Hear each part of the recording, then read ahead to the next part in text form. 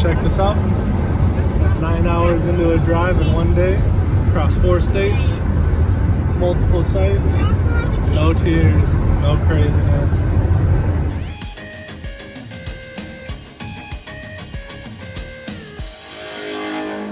Step one to having a good road trip with young kids is getting them involved in the planning and packing stages. It's the foundation of the trip. It's the most important part. When you start getting them involved in packing and planning, they're going to start taking ownership of it. It's going to become their trip, not just your trip that they're tagging along on. Maya, man, are you helping mommy hook up the car seat? Nope.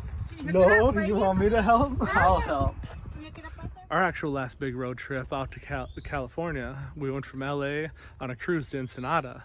Started because we were talking to the boys about where they wanted to go. They wanted to visit the deserts of the American Southwest. To them, it was just a crazy, rough place that they wanted to see. And so we built the entire trip out to the cruise as a road trip going through the American Southwest, out through Vegas, through Arizona, and then coming back we went through New Mexico and hit a pretty sweet volcano on the way up that you can drive all the way to the top of. But when you get them involved with planning the trip, they actually take ownership of the trip. It becomes their trip. They're no longer along for the ride. They start building expectations of what actually is coming up. They start building expectations of things they're going to do, how they're going to behave, things they're going to see, and people they're going to meet. And it avoids a lot of that stress that comes with being a kid and going to all these new and crazy places. And if they're looking forward to the trip, it helps build up expectations of what's going to happen on the drive itself, which is key because they're going to know it's going to be a long drive. They're going to know they're going to get breaks and snacks. So not to worry about it, not to be bugging mom and dad like crazy every 5 minutes. And everything's going to be all right. They'll get there and it'll be cool. So the next thing I want to talk to you guys about is leaving early. A lot of times people, they try to stay up and drive through the night, think the kids are going to sleep all through the ride and stuff like that. But really, you're just killing yourself for the next day and the rest of your trip. It's about 7:20 right now. We've been on the road for about 15-20 minutes. And check this out. Everybody's up. They're just now getting into their mode for driving. They're feeling good.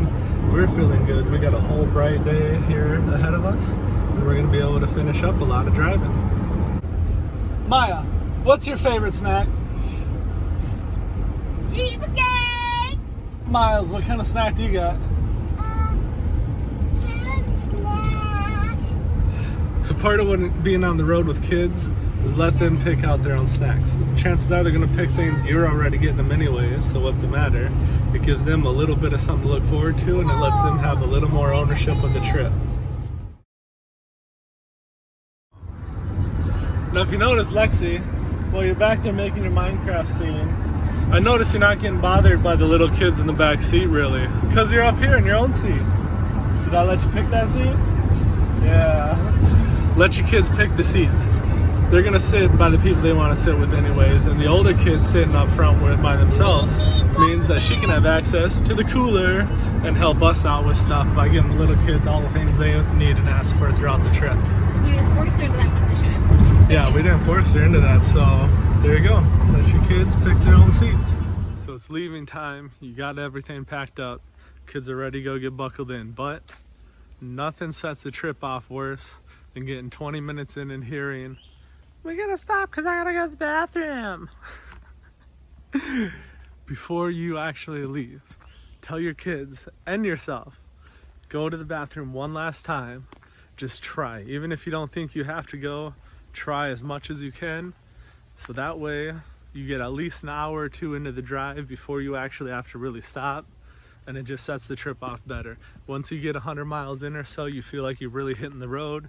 You feel like you're on the road. You feel like you got the trip started, and everything's good from there.